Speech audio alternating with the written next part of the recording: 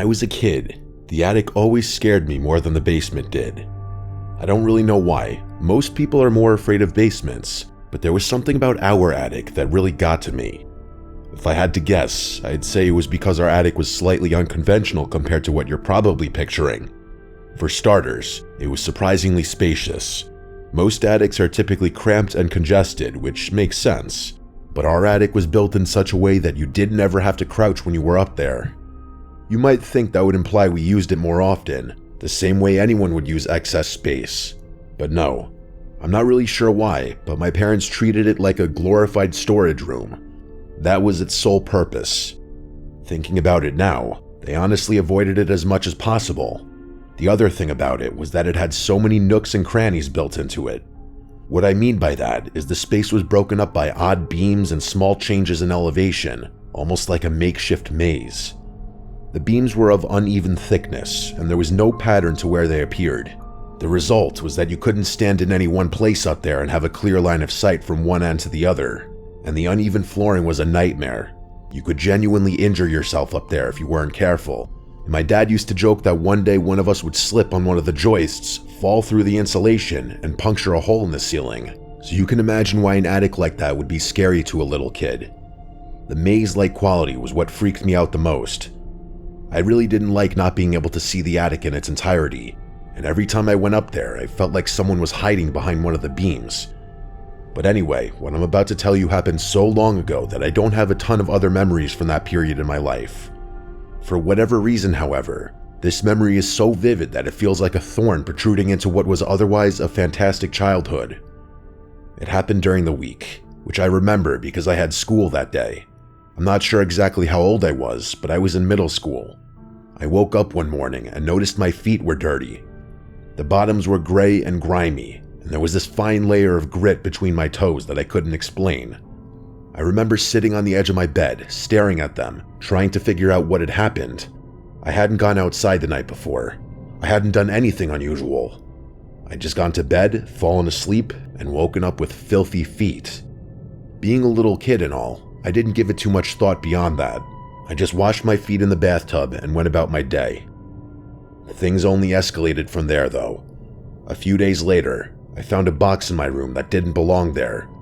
It was this small cardboard box filled with old photographs, the kind my parents kept stored away in the attic. I had no memory of bringing it downstairs, and when I asked my mom about it, she just assumed I'd been rummaging through the attic for some reason. I told her I hadn't, but she didn't seem concerned. She just took the box back upstairs, and that was that. Then it happened again. I woke up one morning and found an old lamp sitting on my desk. This ugly brass thing that I vaguely recognized from the attic. This time I was sure I definitely hadn't brought that down. I would have remembered carrying a lamp through my house in the middle of the night. But there it was, sitting on my desk like it belonged there. That's when things started clicking into place. The dirty feet, the box of photographs, the lamp. I wasn't just sleepwalking. I was sleepwalking to the attic. The realization didn't scare me right away, but it made me feel strange. The idea that I was unconsciously navigating that maze of beams and uneven flooring in the dark, completely unaware of what I was doing, was weird. I told my parents, and they reacted exactly how you'd expect. They said sleepwalking was completely normal, that lots of kids did it, and that I'd probably grow out of it. I wouldn't exactly say they were dismissive, but they weren't overly concerned either. To them, it was just one of those things. But to me, it was more than that. After the next incident, I started dreading bedtime. I'd lie in bed for hours after I was supposed to go to sleep, fighting it because I was terrified of what might happen once I was unconscious. I obviously couldn't fight sleep forever, though, and every morning, I would frantically check my feet to see if they were dirty. If they were clean, it had been a good night. If they were dirty, it had been a bad night. They were usually clean, but those few times they weren't really got to me. There was no denying that I was definitely going up to the attic regularly, and the worst part about the whole thing was that I had no memory of it whatsoever. For all I knew, I was spending more time up there than in my own bed. The fear I felt during that period was different from anything I had ever experienced. It was like this slow, creeping dread that never went away. It was awful, but nothing was scarier than what I'm about to say. I woke up one morning, only it wasn't morning. It was still dark out. It took me a few seconds to realize it, but I wasn't in my bed either. In fact, I wasn't even lying down. I was standing. That was the first thing I registered. I was standing upright in complete darkness, and I had no idea where I was. For a few seconds, my brain couldn't even process it, but then the recognition hit me. I was in the attic. The fear that washed over me was so intense that I almost couldn't breathe. I was in the attic in the middle of the night in pitch black darkness. I couldn't see a single thing, not the beams, not the boxes, not the hatch, nothing. Just absolute impenetrable black. And to make matters worse, I had no idea where in the attic I was. I stood there for what felt like an eternity, too scared to move. It was like sleep paralysis times 100. I knew the layout of the attic, but only vaguely and only from memory. I also knew there were obstacles everywhere. The idea of trying to find my way back to the hatch in complete darkness was almost unthinkable, but I couldn't just stand there forever. So I started moving, slowly and painfully. I was so scared that I actually started crying, but silently. The tears were just flooding down my face, and I felt like if I made too much noise, something was going to get me. It was the most terrified I've ever been, but I couldn't shake the feeling that I wasn't alone up there. I don't know what was giving me that thought, but I could feel something else there with me, something further in the dark, and as soon as I had that thought, I actually heard something. There was a soft thud from somewhere behind me. It honestly sounded like a footstep, or someone shifting their weight on the floorboards. I kept moving, but I heard the sound twice more, and both times it sounded like it was coming from a different spot. At that point, I was convinced beyond a shadow of a doubt that there was something else up there with me. I don't know how long it took me to find the hatch, but I eventually did find it. I went straight to my parents' room and woke them up. I was full on bawling at that point. I couldn't hold it in anymore. I told them what had happened, how I'd had to find my way back in the dark. I told them about the sounds too, and that there was someone in the attic. I expected my dad to spring out of bed and rush up there with a baseball bat, but he didn't. They didn't even really take me seriously. My mom just hugged me and told me it was okay, that sleepwalking could be scary, but it wasn't dangerous. My dad offered to put a lock on the attic hatch if it would make me feel better, and I said yes, obviously. But I knew what I heard. I insisted that they at least check the attic, and my dad finally agreed. As I was watching my dad climb up there was a part of me that genuinely thought he wasn't going to make it back. But not 2 minutes later, he was already climbing back down the ladder. He told me there was nothing up there and to go back to sleep. So that's what I did, but lying in bed after that experience was the worst night of my life. After that, the sleepwalking did stop. I'm not sure what I would have done if it had continued, and speaking of that, I've never been able to fully accept the sleepwalking explanation. I know that's the most logical explanation. Sleepwalking is a real thing that happens to people, and there's nothing supernatural about it. But there's this part of me that can't let it go. The way I always ended up in the same place, the attic, never anywhere else in the house, and the way I was apparently capable of navigating the maze of beams and obstacles in complete darkness without even hurting myself. And most of all, that night I woke up standing in the dark. The sounds I heard, I still believe there was something up there with me, I really do. What it was, I have no idea. I'm obviously a lot older now, and I've brought these concerns up to my parents several times, but they always give me the same dismissive answers. It almost feels like they themselves don't want to think about it, which also doesn't make much sense to me. I doubt I'll ever get the answer I'm looking for.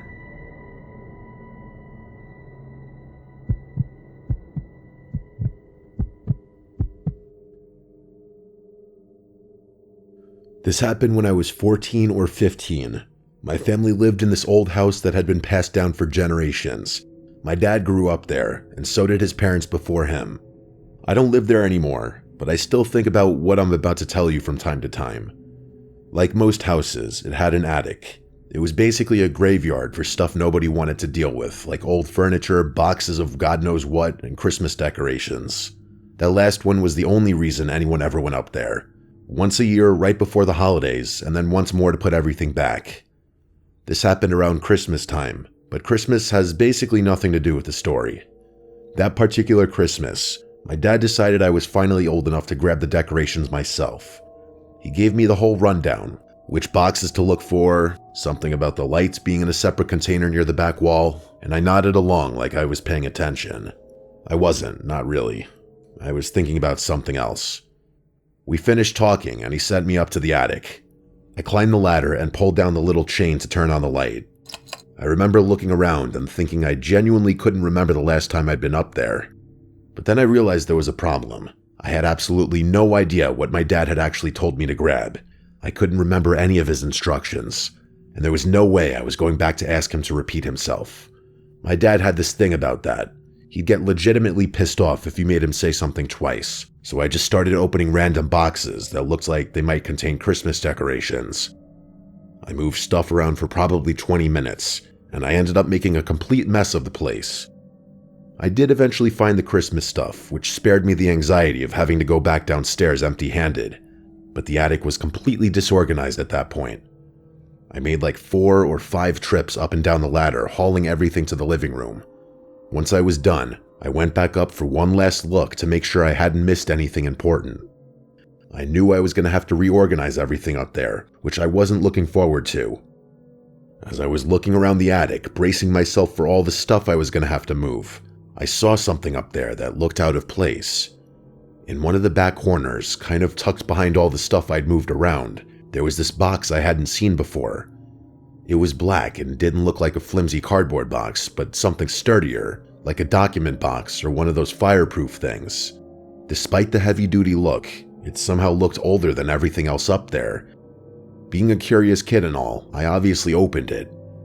Inside were papers, dozens and dozens of them, like an alarming amount. Notebooks, loose pages, some hand-drawn maps, even a few pages of what looked like sheet music. And the one thing they all shared was that they were all completely covered in handwriting. The maps, the notebooks, even the sheet music. I started going through it, trying to figure out what I was looking at. The handwriting was difficult to decipher at first, but the more my eyes adjusted to the lettering, the more I was able to understand. None of the pages were dated, but they seemed to be stacked in chronological order, older stuff on top and newer entries near the bottom. I was so intrigued by that box and those papers that I told myself I wouldn't go back downstairs until I had read each one. The earliest entries were boring. Weather stuff, household tasks, random thoughts about the day. It kind of resembled a disorganized diary, and I was very quickly able to gather that whoever was responsible for writing it all was someone who had previously lived in that house. As I kept reading, though, things got weirder. For starters, the handwriting got slightly more chaotic and illegible, which was the first indication, but that was nothing compared to the content of what I was reading. Whoever wrote all of it had become obsessed with the attic. They kept measuring it. They repeatedly documented the dimensions of the attic over and over, comparing them to the footprint of the house below. According to their math, the attic was smaller than it should have been. There was space along one of the walls, like several feet, that couldn't be accounted for. They went into extreme detail about this one wall, like cracks, indents, marks. Every square inch of what made that wall distinctive was in there. The entries got even more frantic after that. Based on what I was reading, it was clear that whoever had written them was spending hours at a time in the attic, sometimes even sleeping up there. They started hearing sounds from behind that missing space, like scratching, breathing, that sort of thing. There were timestamps to go along with some of the entries, like 2:14 a.m., scratching for approximately 3 minutes. The more I read, the more I realized I was getting a first-hand account of someone's complete descent into madness. There was nothing coherent about any of it, and I didn't believe what they were writing for a second, but it only got worse. The final pages weren't even sentences anymore, just tally marks, rows and rows and rows of them, counting something I couldn't identify, and then the entries just stopped. Either the person had stopped writing them, or that was as far back as the record went. By the time I got through everything, I was genuinely shaking. I wanted to put everything back where I had found it, go back downstairs, and purge the memory of ever reading it from my brain, but there was something I had to do first. My eyes went straight to the wall the writer had been so fixated on, and the moment I realized there were actually some marks in it, I started feeling sick. I examined the wall, and some of the indents and cracks seemed to line up almost exactly with what that guy had been saying. It was a type of freaky I had yet to experience. I can only describe it as the feeling of being watched, but from multiple different angles. I could picture that guy clawing at the attic wall in a fit of lunacy. It felt like he was in there with me. Suddenly, I didn't want to spend another second in that attic. I grabbed the black box and went straight to my dad. He was just as shocked as I was. He had absolutely no idea what any of it meant, and he had definitely never seen it before. He told me he was 100% sure it wasn't his father's handwriting, which meant whoever wrote those entries must have been a person who lived there even before my grandpa. The thing was, his parents were both gone, and he knew absolutely nothing about the people who had lived in the house before them. My dad went up to investigate, and to my surprise, he took me with him. I felt a lot safer having him with me, so I didn't argue. I stood off to the side while my dad inspected the wall more meticulously than I did, using some of the pages as a guide. After a few minutes, he froze up like he was thinking. I thought he had given up, but he turned to me and told me he was going to rip the wall down. I was actually kind of shocked by that, but I was in no position to oppose him. So that's exactly what he did. He ripped that wall down with some tools from the garage, and what we saw was shocking. The writer had been right. There was a space back there, a lot of space. It was several feet deep, and it ran the whole length of the wall, but that wasn't even the worst part. The walls of the hidden space were covered in markings. Black lines, symbols, shapes I didn't even recognize. They covered almost every surface. I don't really know how to describe it, but those marks were something else entirely. They didn't look like writing. The implication was even worse than that, though, because my dad and I soon realized that there was no alternative entrance to that hidden space. So how could someone have ever gotten in there in the first place? My dad and I just stood there, completely overwhelmed by what we were looking at. Eventually, once the initial shock wore off, we confirmed there was nothing else in the space, and there wasn't. The entire room was empty with the exception of whatever was drawn all over the walls. Things didn't end there. The more we thought about the situation, the less it made sense. At one point, my dad pointed out that whoever wrote those notebooks, whoever had been so obsessed with documenting every little detail, did not seem like the type of person who would so neatly organize everything in a little box and tuck it away in a corner. Compulsive behavior doesn't end with tidy archival work. That thought hadn't occurred to me until that moment, but I had to admit, he was right. But that could only mean that someone else had compiled the collection. My dad was 2 steps ahead of me. I watched as this unreadable look washed over his face. It looked like a mix of sadness and confusion. He was quiet for a little, then said it must have been his father, my grandfather. He must have found the writings at some point, gathered them together, and stored them in that box. There wasn't much to do after that. My dad admitted years later that his dad having withheld something like that from him, and why he would even do that in the first place, was something that would eat at him forever. And I don't blame him. As for me, I don't really know what to make of any of it. It happened so long ago that I don't think it matters anymore, but if I think about it for long enough, I can still freak myself out. I don't think anyone can rationalize it. There's no reasonable explanation. I used to think that whoever had written those entries was the same person who had scratched up that hidden space, and that they were probably just insane, but there were things in those pages that someone could only know after the wall was put up. But with the wall being up, there was no other way into that space. It truly makes no sense. My dad wouldn't let me keep the box when we ultimately moved out of that house. For all I know, it's still up there in that attic. All I know is this is a mystery I'll take with me to my grave.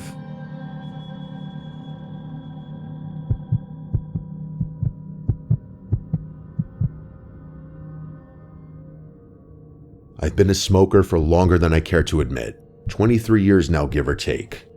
At this point, it's less of a habit and more of a ritual, something to keep my hands busy or to mark the end of a day. The thing is, I refuse to smoke inside. My parents were the same way when they lived here, even though my dad smoked cigars on special occasions. I inherited this house from them about 4 years ago when they finally pulled the trigger and moved down to Florida. They'd been talking about it for years, and I think they just needed to know the house would be in good hands before they could actually leave. I was divorced, living in an apartment that was way too small and depressing, so the timing worked out. My only complaint now is that the house actually feels too big, which sounds absurd until you realize it's a 3-story colonial and I live alone. The house also has this big backyard, probably close to an acre if you count the wooded part, and I've gotten into the habit of taking these late night walks out there while I smoke. It's peaceful. There aren't any neighbors close enough to bother me, and the only light out there comes from my house. So usually, it's just me and the crickets and whatever's rustling around in the trees. I usually do a full loop around the property line, which takes about 10 minutes if I'm not rushing. It's become my version of meditation, I guess. Or maybe just my excuse to smoke in peace. There is one thing that needs to be known about the house. The house itself is incredibly old. It has the creaky floors, drafty windows, all of that stuff. It's practically impossible to walk around in there without making noise. It also has an attic, which is accessed through this pull-down ladder in the upstairs hallway. It's essentially a big storage room, and I only go up there when I need to grab decorations or store some of my parents' stuff that I don't know what to do with, but I don't want to throw away. There's a tiny little window up there too, which overlooks the backyard. It's maybe a foot wide, original to the house, and it kind of looks out of place against the rest of the house. I've looked up at that window hundreds of times during my walks. It's never caught my attention before. That is, until about 3 weeks ago. I was doing my usual loop, halfway through a cigarette, when I happened to glance up at the house. I don't know why. I wasn't thinking about the attic or anything. My eyes just drifted upward, and for a split second, I could have sworn I saw something move behind that little window. I stopped walking and just stood there in the middle of the backyard, staring up at the attic. The window was dark, obviously. There's no light up there unless you bring a flashlight, but I was almost positive I'd seen movement. A shape passing in front of the glass maybe, or something shifting in the darkness behind it. I told myself I was being ridiculous. I'd probably just seen a reflection of a cloud or a bat flying past or something. I finished my cigarette, went back inside, and didn't think about it again. The next night, though, I saw it again. This time I was sure there was definitely something moving up there beyond just a reflection or a trick of the light. Something was in my attic. My first thought was that it was an animal. Squirrels get into old houses all the time, and I wouldn't have been surprised if there was a gap somewhere in the eaves. But then I started thinking about what kind of animal would be big enough to see from that distance, and I didn't like any of the answers I came up with. I went back inside and stood at the bottom of the stairs, looking up at the hallway where the attic access is. I didn't hear any scratching or scurrying. I actually didn't hear anything for that matter, which did make sense. I really didn't want to go up there, but I had no choice. If something was in my attic, I needed to know about it. So reluctantly, I turned on my phone flashlight and pulled down the ladder. It was especially nerve-wracking because the layout of the attic meant I'd have to go up blindly. If there was something lurking just beyond the opening, I wouldn't be able to see it. I climbed up slowly, trying to convince myself I wasn't scared out of my mind. But I was, and my fears were almost immediately justified. I was not prepared for what I saw up there. It wasn't an animal that was up there. It wasn't a person either. The attic was a complete disaster. I don't mean messy, I mean destroyed. Everything was in complete disarray. There wasn't a box or bin unturned, but I wasn't thinking about any of that. All I could think about was the black paint, or at least what looked like black paint that was smeared across every wall up there, including the ceiling. It was disturbingly thick, almost chunky, but the worst part by far was how wet it looked, as if it had been smeared only moments earlier. It was still dripping in some places, so I was 100% sure it was fresh. That initial glimpse freaked me out so much that I genuinely almost fell off the ladder. I don't know why, but seeing that dripping paint terrified me to the point that I felt like I couldn't breathe. My brain immediately jumped to the worst possible conclusion. Some freak was in my house. I did one quick sweep of the attic with my flashlight to make sure there was no one in there, and that was it for me. I practically fell down the ladder in my rush to get back to the second floor. In a matter of seconds, my fear became anger. I was going to find this person, and I was going to defend myself. I started tearing through the house, checking every room, but I didn't find anything. And the more I looked, the more discouraged I got. The adrenaline was also starting to wear off, and I was becoming much more afraid again, which didn't help matters at all. I cleared the house and went back upstairs to my bedroom, thinking maybe I had missed something. But even after checking the whole room again, I didn't find anything. The moment I paused to take a breather, though, I heard something. 2 thumps, then what sounded like something heavy being dragged across the floor. The sounds were coming from directly above me, which could have only meant one thing. The attic. How stupid of me. Whoever was up there had probably never even left. They had probably been hiding behind one of the overturned storage boxes. I don't know where the courage came from, but something in me snapped. This was my parents' house, and whoever was up there violated it. Before I could talk myself out of it, I ran downstairs to the kitchen and grabbed the biggest knife I could find, and you best believe I was ready to use it. I went back upstairs and pulled the ladder down again. My hands were shaking so badly I could barely grip the rungs, but I forced myself to keep climbing. And then I just started screaming like a full-on lunatic. I burst through the attic opening, yelling at the top of my lungs, waving the knife around like some kind of maniac. Part of it was anger, but honestly, most of it was fear. I stomped around the attic as aggressively as I could, flipping boxes and screaming the whole time, but there was no one up there. I was sure about it this time. My attic isn't that big. It's just one big space, so there's quite literally nowhere to hide.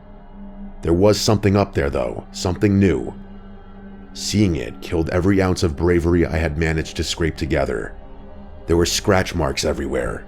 Long, deep gouges in the wooden beams and floorboards, like an animal had been clawing at them. The paint from before was still there, but the scratches were layered over everything, and after seeing that, I was done. I ran back down to the first floor bathroom, locked myself in there, and called 911. The police arrived maybe 15 minutes later. 2 officers went up to check the attic while I was waiting downstairs with the third one. When they finally came back down, all they could tell me was the attic was empty. They also told me they couldn't find any gaps anywhere up there. So whoever had vandalized my property and terrified me must have left through the house. I insisted that their explanation was impossible. I would have heard them leave. Like I said before, the house is incredibly creaky, so even the slightest step is enough to make a sound that I would have heard, even from a floor down. But there was nothing else the officers could do, and nothing else they could tell me, so they left. It's been 3 weeks since that night, and luckily there haven't been any further incidents. So I guess I have no choice but to believe that some homeless person snuck into my attic, vandalized it for whatever reason, and left without me noticing. But the problem is, I don't believe that. I really don't know what to make of all of this, but I refuse to believe that some homeless person caused all of it. It's something worse than that. I still haven't been back up there, even to clean the paint. I really don't know what to do.